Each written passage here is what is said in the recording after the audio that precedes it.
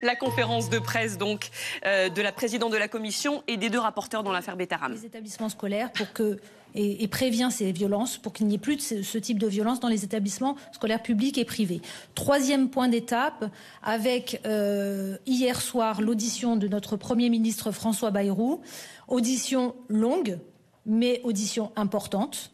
Audition qui nous a, en tout cas moi qui m'a paru plutôt pénible parce que le Premier ministre est arrivé avec une attitude qui était un peu difficile pour nous. Nous, ce qu'on tient à dire, et moi ce que je tiens à dire en tant que présidente, c'est que nous avons utilisé la même méthodologie pour tous les auditionnés. C'est-à-dire un jeu de questions et de réponses brèves, de réponses sincères et brèves. Le Premier ministre a dû se plier à cette règle. Il l'a fait difficilement et c'est pour ça que c'était plutôt pénible pour nous parce qu'il a remis en cause plusieurs fois cette commission d'enquête et aussi clairement la méthodologie qu'on utilise. Il a remis en cause les rapporteurs, Paul Vannier et Violette Spilbou. Il a remis en cause ma présidence. Il a remis en cause les services de l'Assemblée puisque plusieurs fois il nous a dit que les procès-verbaux n'étaient pas tout à fait dans la conformité des propos dits. C'était donc plutôt compliqué pour nous d'expliquer au Premier ministre que la méthodologie était ce qu'elle était et qu'on s'était plié à une méthode depuis le début de nos auditions. 2 mois d'audition, plus de 140 personnes auditionnées. Et donc François Bayrou a été auditionné comme tous les autres. Je tiens à rappeler aussi très sincèrement que nos collègues commissaires, les 70 députés qui ont suivi cette commission d'enquête depuis le début, ont été très présents, forte mobilisation, un travail énorme de la part de la commission d'enquête, travail sur des documents, travail sur les questions des auditions. Je pense que hier vous avez vu clairement que c'est une commission qui est au travail et qui va continuer son travail. On va continuer puisque de toute façon on est là à un point d'étape. Il nous reste encore quelques semaines et des conclusions, bien sûr, des préconisations qui seront apportées.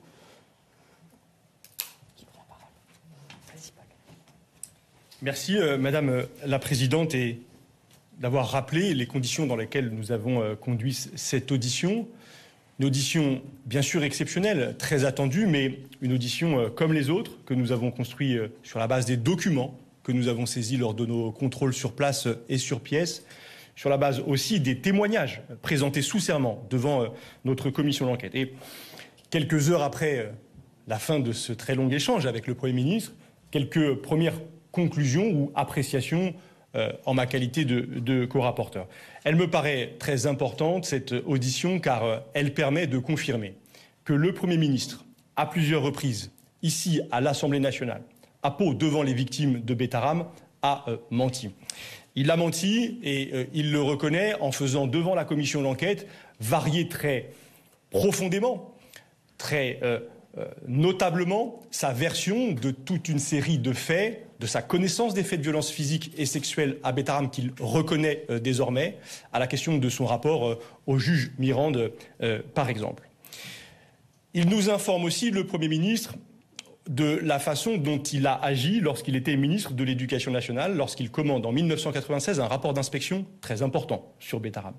Et il nous révèle lors de cette audition qu'il ne lit que la conclusion de ce rapport.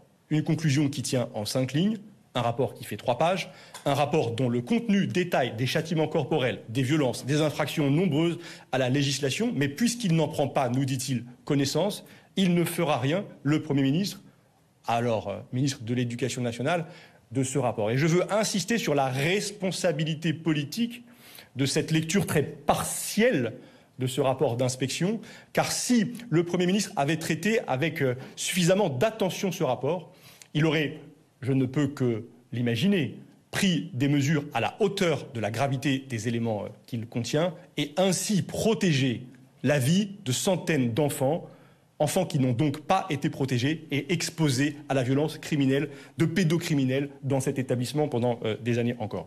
Je retiens enfin de cette audition que le Premier ministre est empreint d'une culture de la violence et d'une culture de la violence sur les enfants qu'il a à nouveau manifesté en relativisant devant nous des gestes qu'il a décrits comme des gestes éducatifs, des claques, des gifles, des tapes éducatives, a-t-il dit, des claques non violentes, a-t-il indiqué. Et cette relativisation de la violence sur les enfants, elle nous enseigne, car elle nous indique sans doute pourquoi François Bayrou, dans les années 90, ne traite pas avec la vigilance qui est attendue de lui les signalements, les alertes sur ces violences qui lui sont transmises.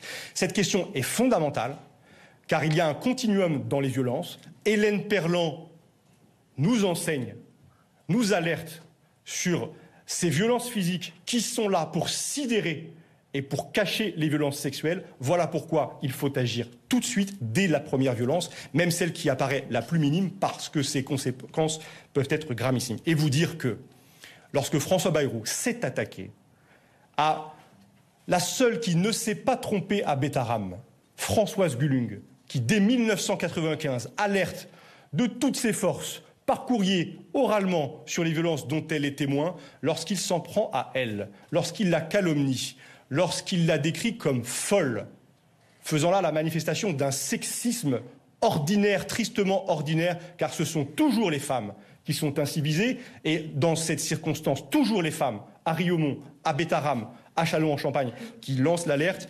Il a eu une attitude que, je crois pouvoir le dire au nom aussi de mes collègues, nous a choqués, et qui, pour ma part, est l'attitude d'un homme, d'un Premier ministre qui adresse un message terrible au pays, aux victimes, à celles et ceux qui s'interrogent aujourd'hui sur la nécessité de prendre la parole.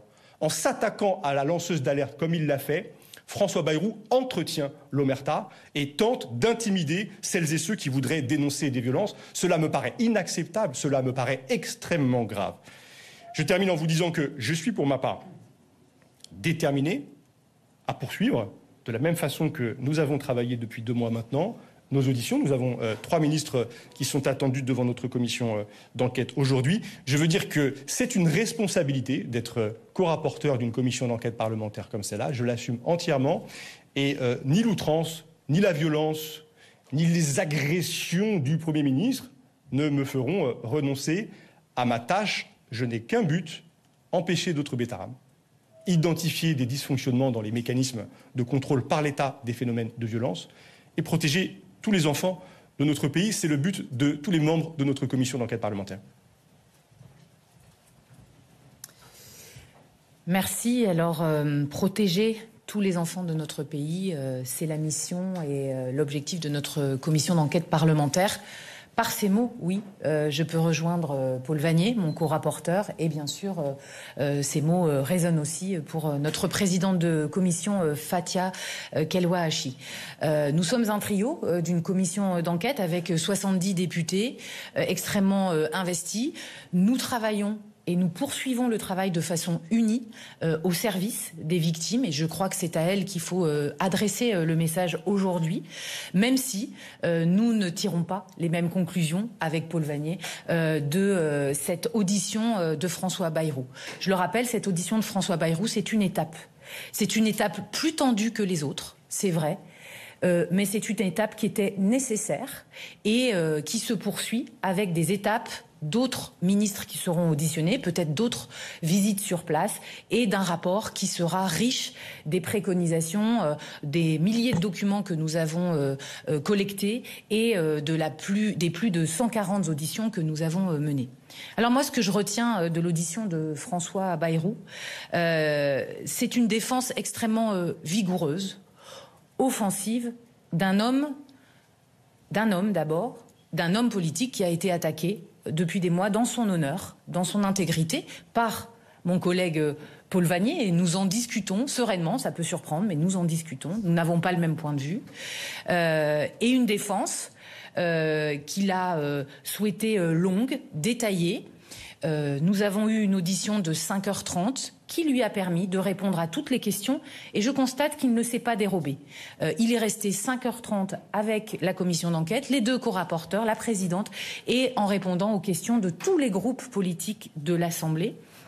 Il a pu dire et répondre ses vérités, ses explications à chacune des questions des rapporteurs, parfois avec des passes d'armes un peu difficiles, douloureuses, mais je crois que cela contribue et cela a un effet tout de même positif pour les avancées de notre commission d'enquête. Quelles avancées nous avons obtenues hier? Nous avons obtenu des engagements d'un Premier ministre qui gouverne avec un gouvernement qui est largement concerné par ce sujet des violences faites aux enfants dans le cadre scolaire et bien plus largement. D'abord, l'engagement de soutenir plus fortement les associations qui œuvrent pour la libération de la parole dans les établissements scolaires. Nous les avions auditionnées, elles étaient en attente de cet engagement. Ensuite, le travail engagé sur l'imprescriptibilité des plaintes, qui est une préoccupation majeure des victimes que nous rencontrons qui témoignent aujourd'hui. Ensuite, la piste d'une autorité indépendante aux yeux du Premier ministre. Nous aurons peut-être des contre-propositions en capacité d'étudier chacun de ces cas de violence systémique sur les enfants avec une place très importante réservée aux victimes. Et je crois que les victimes plus proches des administrations qui inspectent et qui contrôlent ces violences, c'est une évidence dans les conclusions que nous aurons à produire pour cette commission. Et enfin, une transversalité de tous les ministères portée par une nouvelle lettre de mission qui sera confiée à Sarah El Haïry, la haut-commissaire chargée de l'enfance, une mission transversale qui s'adressera autant au ministère des Sports qu'au ministère en charge des collectivités territoriales pour le domaine du périscolaire. Bref, nous avons obtenu des engagements d'une action rapide qui fait la suite du plan Brisons le silence qui a été annoncé par Elisabeth Borne et du décret qui est en Conseil d'État actuellement sur l'extension de l'application fait établissement pour signaler plus efficacement les violences. Pour terminer, ce que je retiens aussi, c'est que nous avons été, je crois, fidèles à la méthode que nous avons déterminée ensemble dès le début de cette commission d'enquête, l'impartialité lors des questions et des échanges, l'intégrité dans l'analyse des documents.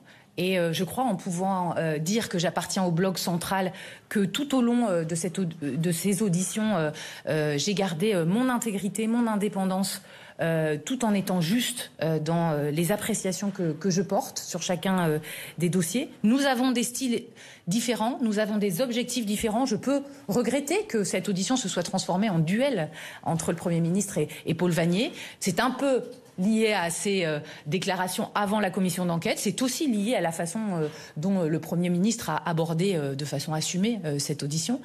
Et donc, je souhaite que nous poursuivions sur l'ensemble du contrôle de l'État sur toutes les années, y compris avec les ministres suivants que nous auditionnons aujourd'hui. Et puis, derrière cela, un message envoyé aux victimes, je l'ai dit, mais aussi un message aux lanceurs et aux lanceuses d'alerte. Ces femmes courageuses, qui contre leur administration, leur hiérarchie, la pression de parents d'élèves qui parfois étaient impliqués autant dans l'appel que dans les OGEC, les pressions politiques, les pressions sociales, d'image, de honte liées à tous ces faits de violence, ont eu le courage de parler et de ne jamais lâcher pendant des années. Eh bien, à elles toutes, nous dédions à la fois ce point presse d'aujourd'hui, mais aussi la continuité de nos travaux, parce qu'encore aujourd'hui, il y a de l'omerta sur les violences faites aux enfants, mais plein d'autres formes de violences. Il y a une justice qui n'est pas assez efficace, qui classe trop vite les plaintes, et nous avons des témoignages régulièrement.